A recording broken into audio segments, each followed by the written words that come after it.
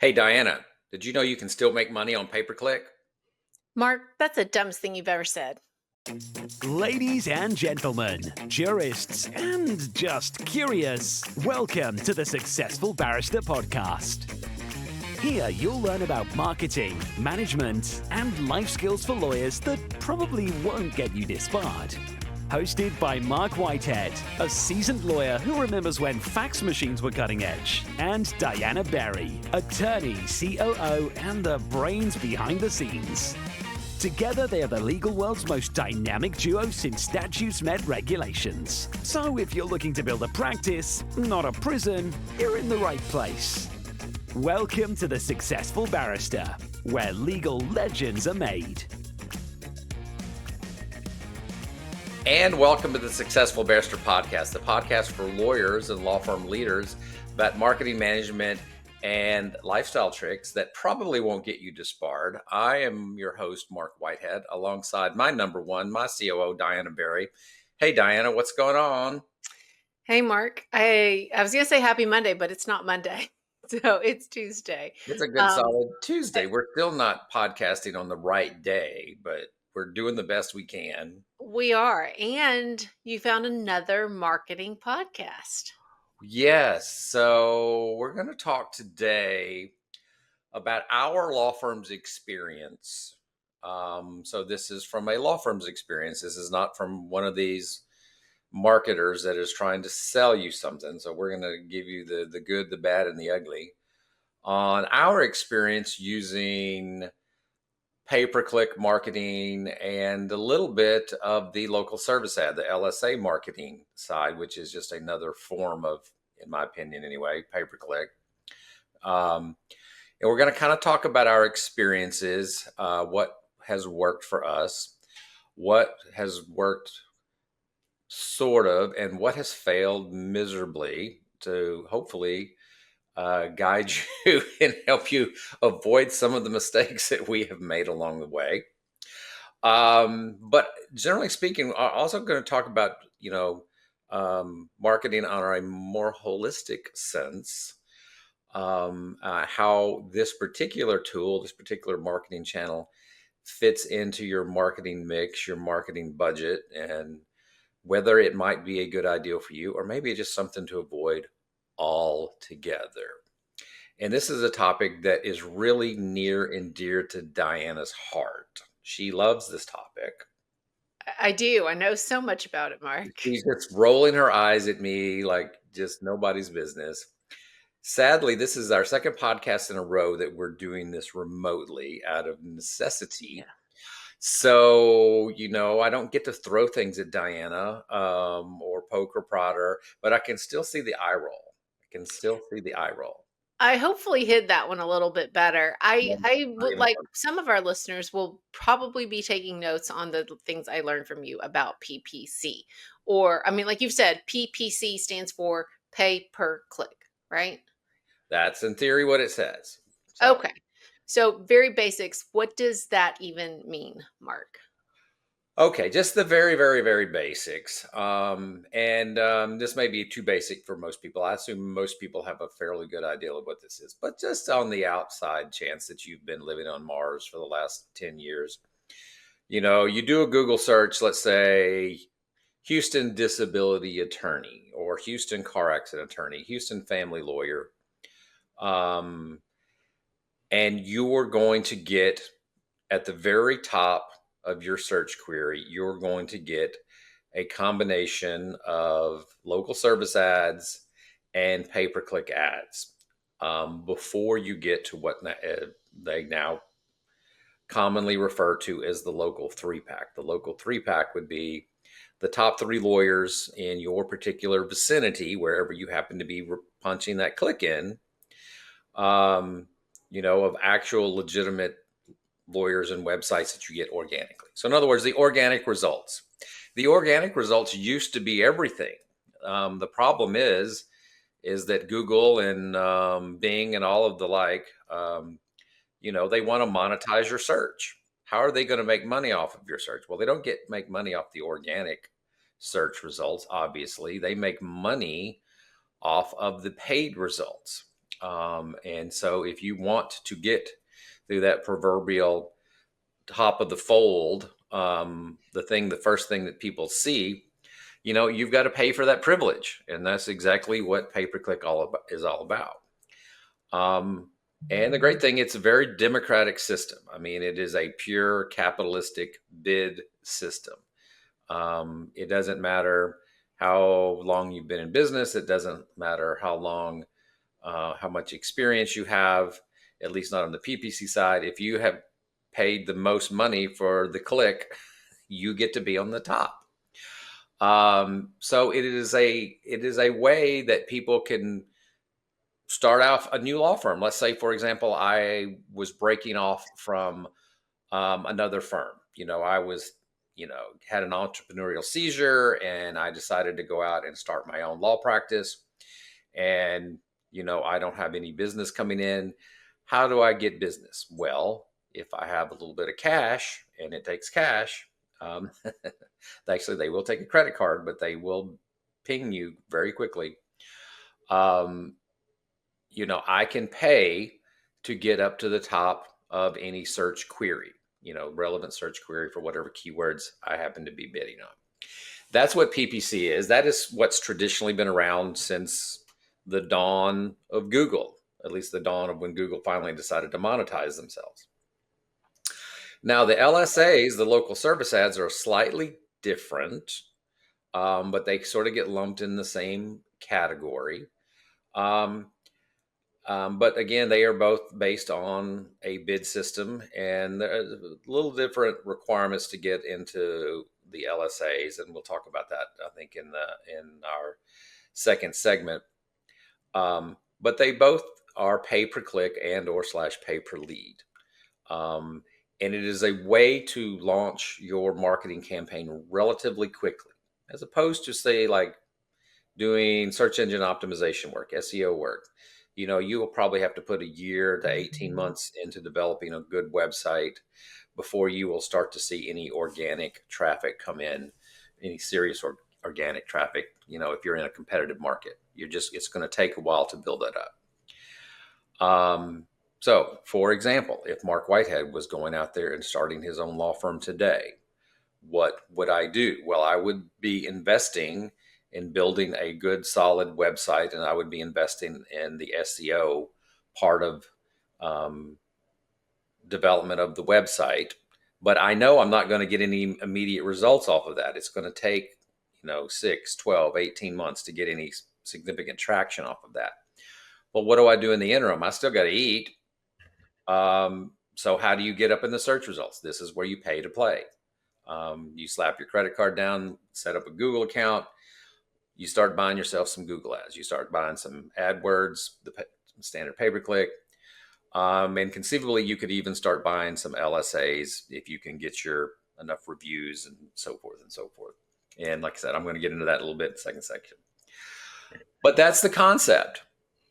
It's all about buying some exposure, and the great thing about SEO work, PPC, LSAs, is it's intent-based search.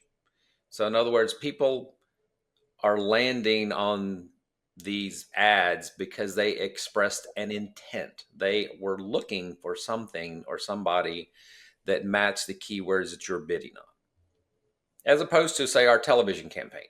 I was looking at it today. Today, it's Tuesday. We probably ran somewhere in the neighborhood of 15 to 20 spots today.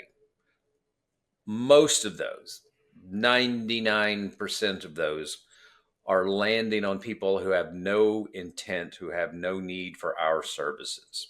We are throwing a broad net out there. And we're just hoping to catch the attention of that maybe 1% who might be interested in our services. A totally different ball game than intent-based search. So before you get into the meat of PPCs and how you've done it in your past, Marc, like where should a new firm, or just anyone who doesn't have maybe a PPC campaign, really not sure where to start, what advice would you give for that law firm? So first of all, I would say that unless you have somebody trained on staff, I would not do this yourself. I would hire an agency to assist you um, in that endeavor because, as we'll discuss more in the second segment, um, anybody in Google would be more than happy to let you set up and run your own pay-per-click campaign. But the problem is that if you don't know what you're doing, if you don't have the technical know-how to understand what are the keywords you want to bid on versus the negative keywords that you want to stay away from, you can burn through some serious cash real fast. And Google is more than happy to take your money. You know, they have tools, and I'm not saying they don't provide tools to help you, but in the end, their job is to get as many clicks as possible and get as much money as they can from you. Now, they want you to succeed. I'm not saying they don't want you to succeed, because if you do succeed, you will continue to spend money with them. I mean, that's the way any good business should run. You want your clients to have value because you want them to keep giving your hard-earned money to them. And you're not going to do that in the long run if you're not getting some value out of it. So Google does have a lot of tools. The AdWords account does have a lot of tools that can help you. But I still think when you're playing a big game like this in the legal field, where the stakes are pretty high, the budgets are really high, you need to hire somebody that knows what they're doing. As opposed to if I had a donut shop down the street, okay? Very low competition, probably not a whole lot of money at stake. Probably you're buying clicks at 10 cents a click. Not a big dollar campaign. Those are the types of campaigns that you could probably use your Google tools to help you. But in our world, it's too much money, too much at stake. Hire somebody. There are lots of agencies out there. They work on various business models that we'll talk about a little bit later on in the podcast. But that's where you want to start. What I would say before you hire an agency, you need to think of a few things though first. You want to start with, what am I searching for? You need to be very specific. What type of case am I looking for? How much would I be willing to pay in terms of dollars? How much would I be willing to pay for a signed case? In our case, we've established numbers. We are willing to pay between $300 and $400 to get a Social Security disability case. Why is that? Because we know what our average fee is. And we know that we want to get at least a 6 or 7 to 1 return, on our money. So you just simply do the math. If our average fee is $3,000 and I want a 6 to 1 return, that means, I guess the math actually says I would pay up to $500 for a case on a 6 to 1 return. 7 to 1 return, maybe I'll pay $400. But you actually physically do some math here and figure out what would I be willing to pay for a case. And that tells you, then you start looking at working backwards from the math. How many leads does it take to get a case? In our particular case, we know over the years that it takes 10 leads to get a case. All right. So if I'm willing to pay $300 for a case and it takes 10 leads to get a case, I'm willing to pay $30 a lead. See, you're going backwards and you're working the math. You need to think about these things before you hire an agency, because the agency is going to start asking you these questions. So very helpful tips, Marc. And so I guess when we come back from our next segment, you're going to get into the meats of how you've crafted your PPC strategy over the years. Yes, I'm going to tell you, and I'll tell you everything that we did wrong. And we'll be back. This podcast is sponsored by Marc Whitehead Associates, a national disability benefits law firm.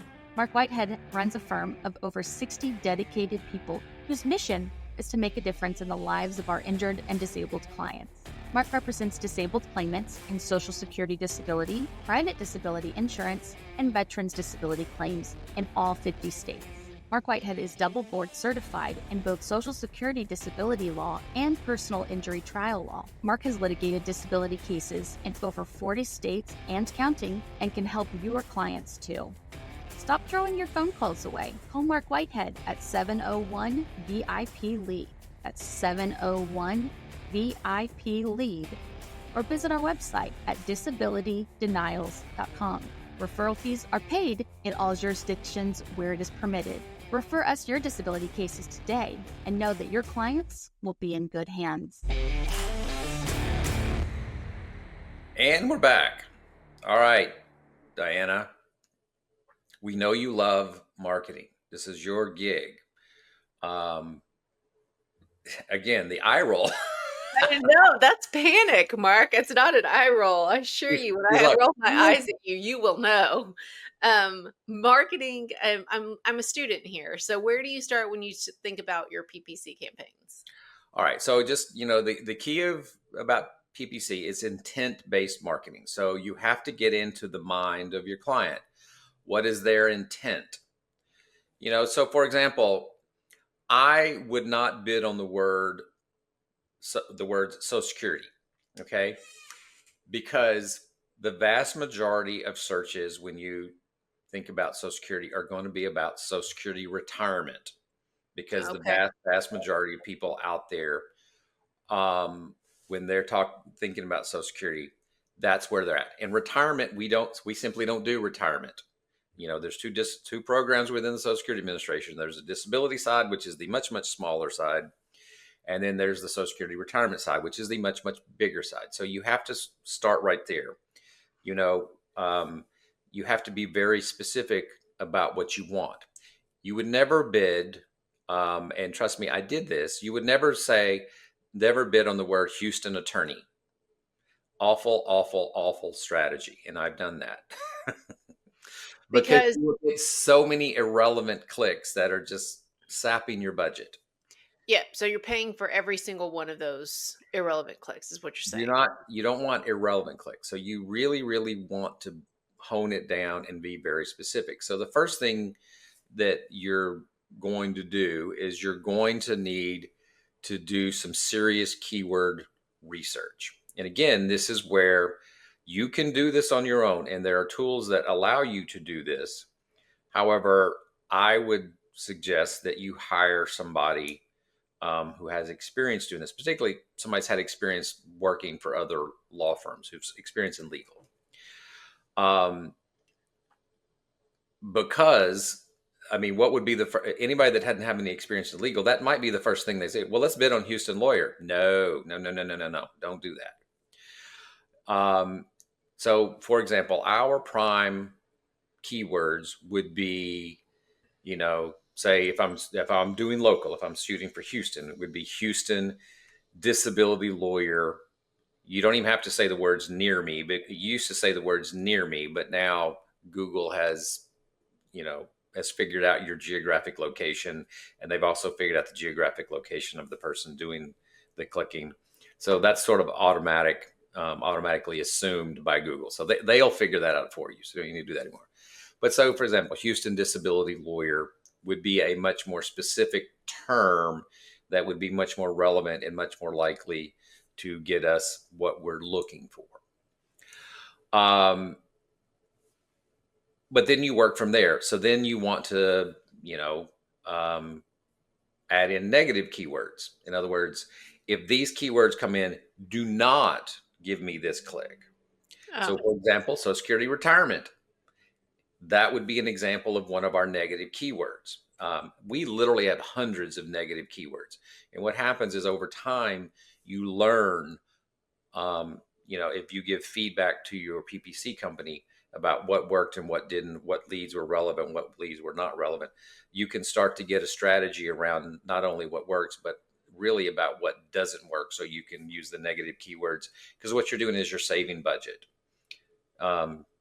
We said this before in the last podcast, half of your ad dollars are wasted. The problem is you don't know which half. Well, that's part of the strategy behind using negative keywords, is that's the half of your budget that got wasted. So at least you can kind of figure some of this out, and let's stop wasting our money. So it takes a long time, a long time, like I would say 6 to 8 to 12 weeks to really start optimizing your pay-per-click campaign, because figuring out the positive keywords are pretty easy. But figuring out the negative keywords is actually more art and science and can take a little bit of trial and error. But that's where you really start honing in your budget and really start tightening up what you're spending on. Can you be too specific, Marc? Um, well, what happens if you become too specific is nobody will click on it. Okay, so that's how you'll know that you went too narrow. When you Is go too narrow, just it means nobody's clicking on it.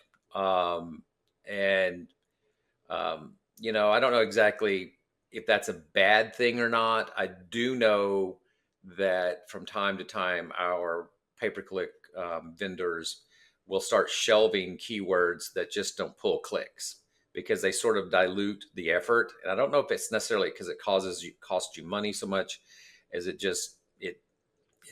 sort of dilutes the effort a little bit.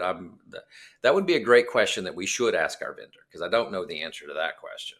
Well, I'm glad I asked a good question. Yeah. But you've mentioned this a couple times, cost. So talk to us more about, I mean, you said you bid on these words. Is that Yeah. how that works? So there's two bidding strategies. There's a manual bidding strategy where you pick the number.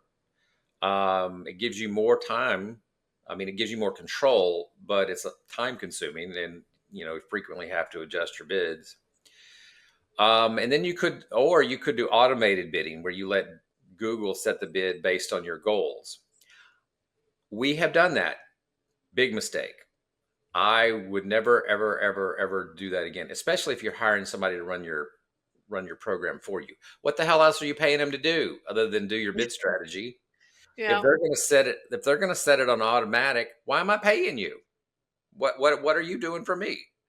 There's several automatics that you can set on your Google AdWords strategy.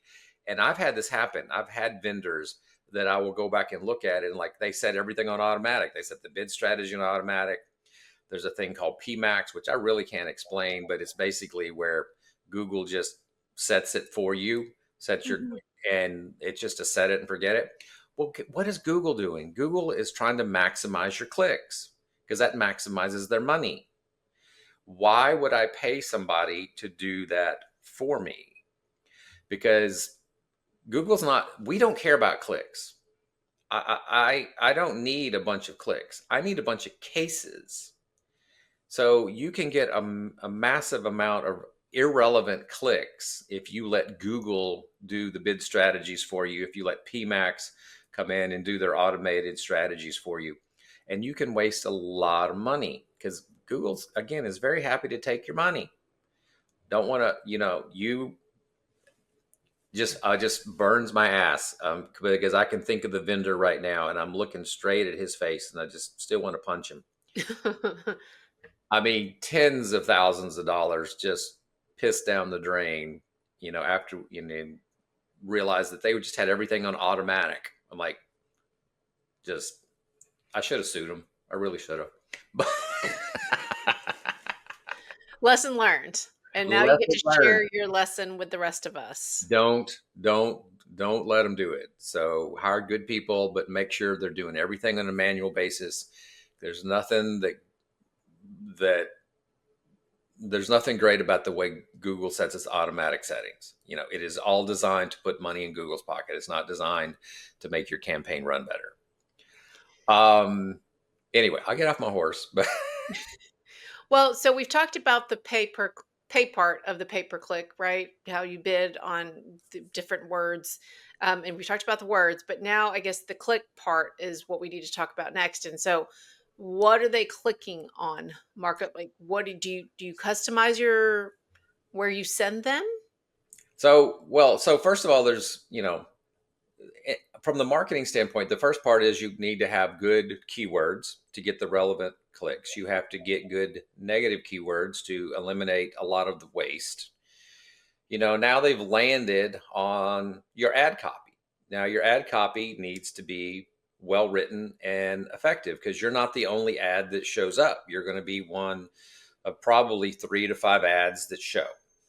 And you want them to pick you, but you want the relevant ones to pick you. So you're limited on your characters. Your headline, is somewhere in the neighborhood of about 30 characters, 30 keystrokes. So that's your headline. Then you have the descriptor line, which is about 90 characters. And you want to be able to grab their attention quickly. And sometimes you even want negative keywords in your descriptor. Like I have seen ads from lawyers who are doing long-term disability, and they will say in the descriptor, long-term disability insurance denials, no SSD. They'll use some valuable resources at the very valuable real estate at the very end to say, we don't want SSD calls. They don't click on us if it's an SSD call. We only want the insurance claims. We of course don't do that because we love them both. We love the insurance claims and we love the SSD claims. Advantage us. But there are those people out there, some of my friendly competitors that are good friends of mine, who will put no SSD at the end of their ad just to, in effect, another bite at negative keywords. But you want a catchy call to action. You want something that's very descriptive that gets you the people you're looking for and doesn't attract the people that you're not looking for, because every time somebody clicks on that, you're getting binged. You're getting binged, dinged, bing. See, bing, ding. Get that? Dinged. Bing is the Google's competitor. That is correct. But dinged as in like you're getting charged. Dinged your credit card, yes. And then so you've talked about the ad copy, for lack of a better word, the headline, the description lines. Where are you taking them on the clip? So you want to drive them to a well-positioned converting landing page. This is a mistake that I made earlier in my career, is that we drove everybody basically back to our website. The homepage? The homepage. The homepage on the website. And a lot of people do this. A lot of people still do this. And what I have found and what I have learned over the years is that you really bleed off a lot of intent, because what you really want is you want them to call you. Your entire intent behind this whole program is to get them to pick up the phone and call you. Now, secondarily, we allow them to fill out a form, but our conversion rate for form fills is way, way, way lower than people who call us directly. So you really want to go to a dedicated landing page, and you can have dozens and dozens of landing pages. So if we're doing a campaign and our keywords are, did Unum Insurance Company deny your claim? We can go take them straight to a page about Unum denials and what to do if Unum denies your claim, or another page if it's Cigna, what to do if Cigna denied your claim, what to do if the Social Security Disability or the Social Security Administration denied your disability claim. If it's an SSI ad, what to do if you were denied supplemental, in other words, supplemental security income. Your landing pages can be very, very specific to the particular type of ad that you're running and get them right to the spot that you want. And the landing page is designed to give them just enough information to get them to call you, not to wander off and go search other parts of your website or look at anything else. You only want to give them the most basic information that is necessary to get them to call you. But again, it is a marketing piece, so it has to be well thought out and well put together, and it has to look snappy, for lack of a better word. It has to convert. It has to convince people to call you. That's the end goal, is to get them to call you. The backup goal is to get them to give you their contact information if they won't call you, but that's not the primary goal. But it's, so you have to have all of these 5 or 6 elements in place.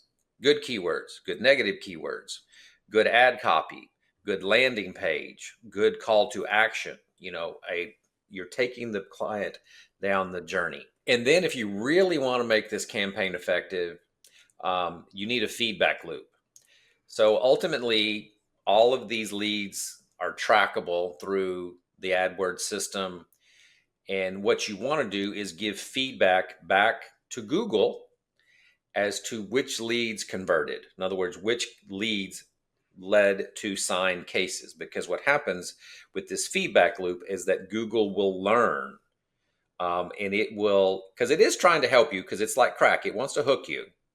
So it knows that the better results that you get, the more likely you are to spend more money. So you can give Google feedback. Now, this again is what our vendor does for us, is that we give the feedback back to the vendor. These are the cases that we actually signed, or at least tried to sign. Sometimes we may not get everybody, but these are the cases that we wanted. And what happens is the feedback that you give and it is fed back into the Google machine. Google learns the keywords that work. And Is this then, also how you do the negative keywords when you tell them, I don't want these? well, by omission, the keywords that are not working so well. So that's a good question. I do not know the answer to that question.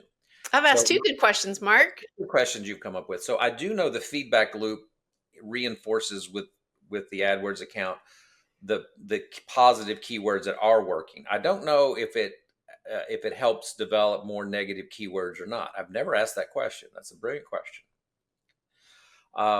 So this is the final piece in the puzzle, because you're trying to continually optimize, and which is why over time your return on your investment should get better and better over time as you work on each of these elements and improve each of these elements over time.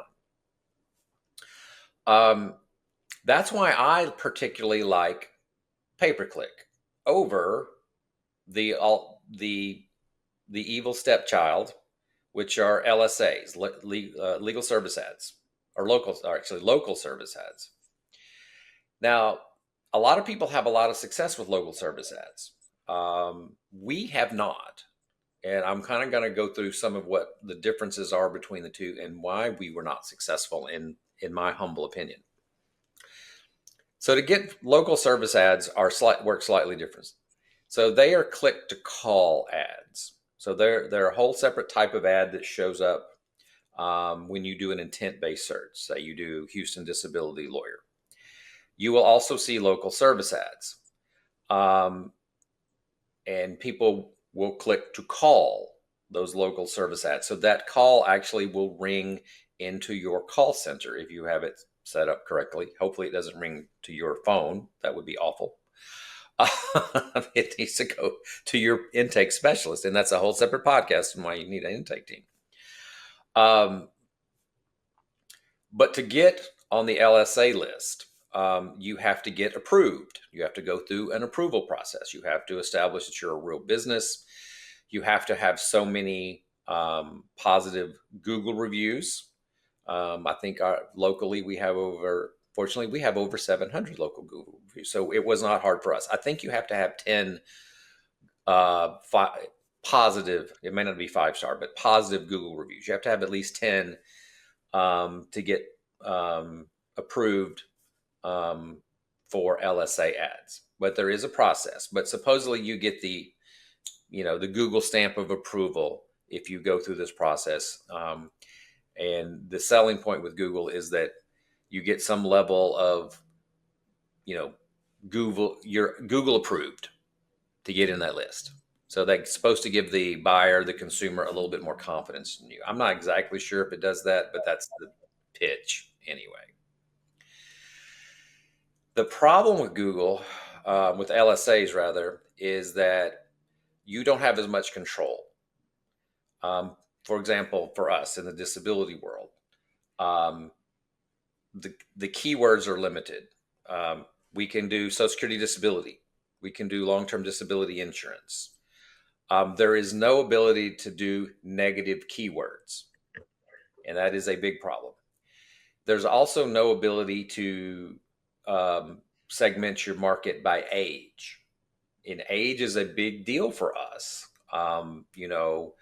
Our market, the sweet spot for us are people that are 49 plus. We definitely are fishing for people that are in the older demographic, because the way the disability system works is it favors the older demographic. We're very picky about people that are younger. That's just not the people that we are necessarily looking for. With PPC, it's not perfect, but with some ability, you can segment by age. Like you can say, I want people that are in this higher age bracket. That's one of the negative, it's not necessarily a negative keyword, but it is a demographic that you can segment out. LSAs, you have literally no ability to do that. None. So our experience was that we got a lot of young people coming through the LSAs that were simply did not meet our criteria. And we were wasting a ton of money because we just did not have the same level of control. It's great. Now for PI lawyers love LSAs. Depending on your market, they get the Google screen badge on their ad, and that can make a world of difference. But you really have to, number one, you have to respond quickly because Google monitors your response rate on LSAs. So if you're not responding quickly, taking that phone call, you will get dinged. A lot of people say they have problems getting their ads to run on their LSA accounts for various reasons. Like they would buy more, but they just can't because of the weird way that the LSA will penalize your response rate. It'll penalize you if you don't have enough reviews relative to the other people that are bidding. And it's hard. I mean, it's hard to get a lot of reviews, especially if you're just starting out. So a lot of times people are shut out of the LSA market. For us, that's not a problem. We can get our LSAs to run. Our problem is market segmentation, the age problem. We just simply can't market to the age that we want to market to effectively. So, LSAs are really specific to your geography. If you're, in a large town, in a big city like Houston, and you're not a well-established firm, you're going to have a hard time getting your LSAs to run because there's too much competition for you. If you're in a small town, if you're like in West Texas, isn't that where you're from? No. Where are you from? Center West Texas. is a town. West is a town kind of near where I went to school. So, so you're saying the smaller the market, the better LSAs work? Potentially could work for a newer firm that's not as well established. Okay. So that's really the problem is, PPCs is just a pure bid system. You can start a firm on Monday and your ads can be running on Tuesday. For LSA, it's harder to get in the game, particularly in the larger cities. So if you are just starting out a firm or you're just getting into the LSA game, it's going to be hard to get your ads to run quickly. And that's sort of, like I said, that's the beauty of the PPC is, getting your ads to run, on Tuesday when you open your shingle on Monday. It's going to be quicker to cash, and then when you're starting the business out, quickest to cash always wins. Yes. And I think that this has really helped a lot of our listeners understand the difference between PPC and LSAs and why and how they've worked for you. So Or haven't worked, as in LSAs just didn't work. And I think that that's I think we've heard that across disability attorneys. It's definitely Yeah. something we've heard across the nation. We have our little network of disability attorneys out there, and as a rule, all of them have found LSAs to not be very helpful at all. Yep. But depending again, PI attorneys and our Pillman PI network. firms love them. If they can get them to run, PI firms love them. I would be curious about other practice areas, such as our estate planning friends and our family law friends, and how those work out for them. I haven't had as much feedback from those guys, but I can't imagine why they wouldn't work. You would think they would. We should do that one day. We should just go start typing in on the Google Houston family law attorney to see what the hell happens. I don't know. We'll let you know, guys. We'll let you know, listeners. But in our final segment, Marc, what we're calling Marc's 5 takeaways. Is that right? Yes, my 5 takeaways, my 5 action steps going forward, if you're interested in this topic. And we're going to cover that right when we get back. This is Marc Whitehead, lawyer, entrepreneur, and business coach. Thanks for listening to the Successful Barrister podcast. If we've stirred your juices, hit me up with an email at marc@marcwhitehead.com. Remember, Marc is spelled with a C. And get on the Successful Barrister newsletter mailing list. Even better, let's set up a call. I'd love to talk to you about working together, talk shop, or just shooting the breeze. And we're back. All right, Diana. With our newest segment. Yes. Which is? Marc's 5 takeaways from this week's episode. All right. So my 5 action steps going forward. Number one, if you're doing this, understand that this is all intent-based marketing. So you really, really, really need to brainstorm your keywords. And there's many ways to do this. We were talking about this in the break. You can use AI to brainstorm keywords.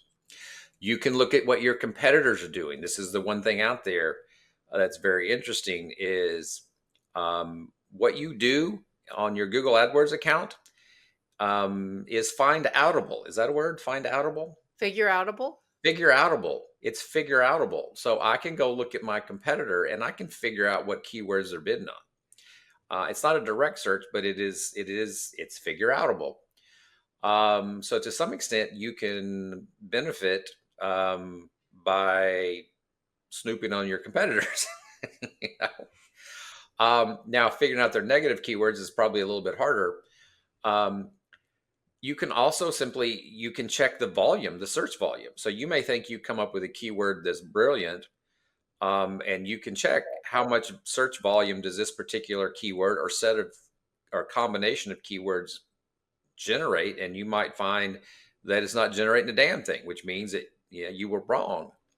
Versus you can figure out all the keywords out there that people are searching for. So these things there are tools out there to help you figure this stuff out. But you want to, like I said, half your marketing dollars are wasted. You just don't know which half. So this is one way to narrow down and stop wasting money, is to really get tight with the keywords that will be profitable for you, and figuring out the keywords that over time that are wasting your money. So that's step one. Find your correct keywords. Step two, I think, is your bidding strategy, and this is where I think you need to hire an agency. We hadn't talked about how agencies charge. There are basically two types, and a hybrid. One model is that they will charge a percentage of the buy, and usually it's somewhere in the neighborhood of about 15% of the buy. They'll usually have a monthly minimum. There are some agencies that will do, flat fees. It sort of depends on what your budget is. If your budget, is $1,000 a month to spend, they're probably going to charge you a minimum somewhere in there. If your budget is $100,000 a month, do you really want to be paying these guys a 15% buy? That's 15 grand. I don't think they're doing that much work to justify 15 grand. Those are the type of budgets where you probably want to negotiate a flat fee. I think we've negotiated a flat fee somewhere in the neighborhood of $2,000 to $3,000 a month for our agency. And they might have a bit of a percentage on top of that, like a lesser percentage, like 5% of the buy, something along those lines. So there are hybrid deals out there. One thing I have learned, it's all negotiable. It's all negotiable. If somebody quotes you a flat fee and that's all we'll do, and you don't like it, number one, negotiate with them. If they won't negotiate, go down the street. There's always somebody out there that will fit your price point. With that, though, but make sure they're not putting all your bids on automatic. That would be 2A. That would be 2A on my list. Make sure they're doing manual bidding. Make sure they're not using PMAX unless there's a really, really good reason. Third action item. Build a dedicated landing page for each type of ad group that you are running. Do not send them to your website. Do not send them to one static landing page. Create a series of very specialized landing pages depending on what particular strategy for each ad group. And that's kind of how Google AdWords organizes this thing. You have what are called ad groups. So we have an ad group for insurance companies, and we actually have it broken down by different insurance companies, the usual suspects, Unum, Hartford, Aetna. We have an ad group specifically for VA. We have some sub ad groups depending on the type of disability they're claiming, whether it's PTSD, whether it might be Agent Orange. We have different landing pages depending on how the ad is structured and what the particular ad is fishing for. But make sure that you don't have something boring and generic. Make sure your landing pages convert. And convert means cause them to call you. Pick up the phone and call you. What was number 4? Oh, your feedback loop back to Google. Oh, yes. The feedback loop. Make sure that you set up the feedback loop. Conversion tracking. I mean, that's basically what you're doing is so let's say somebody called and it turned out to be a bad call. Why was it a bad call? Was there something about our ad, or was there something about our landing page that confused the client that made them think that we were the firm for them? You learn from that. You provide that feedback. Let's say it was a great client. This was exactly who we're looking for. What about, what keywords did they come in off of? What were they searching? This is all knowable stuff because it's all tracked within the AdWords system.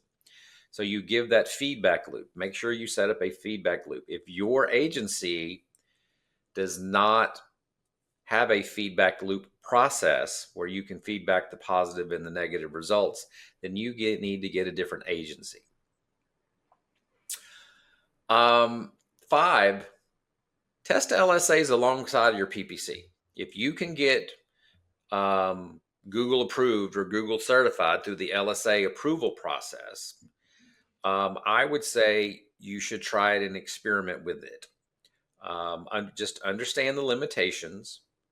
But I think it's worth experimenting with. Along with that, the LSAs really test your intake process. You need to have a rock solid intake process for LSAs or PPCs or anything to really work, but particularly for LSAs because the response rate is really what Google is tracking. But I think you test them both because different things work different in different geographic locations, depending on the size of your market, depending on where your market is, depending on how much competition you have in your particular market. So test, test, test. This is all about testing, iterating, and improving, incremental improvement over time. That's what this is all about.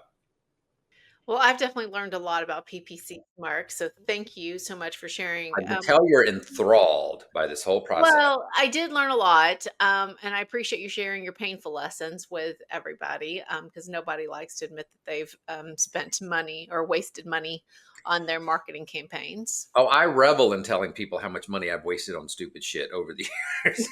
This is my love language. I'm like, and you did it too? Okay, great. We're now brother and sister in arms that we've both done the same dumb thing.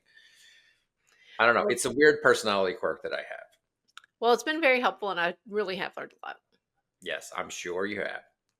With that, we're getting the high sign that it's time to get out of here. So we want to thank everybody for listening to the Successful Barrister podcast, where legal legends are made. I'm Marc. And I'm Diana. And together we're the dynamic duo of law. See, I'm stepping on my own lines now. And I don't know them. So I used to have a cue card. Now my cue card is gone. So now I have to do it by memory. Anyway, please go and review us. Give us a 5-star review wherever you get your podcast, or YouTube for that matter. Follow us on YouTube. And remember to visit our website at successfulbarrister.com. And also remember to visit our sponsor, Marc Whitehead Associates, a national disability law firm, by visiting disabilitydenials.com. And with that, We're out of here. Bye.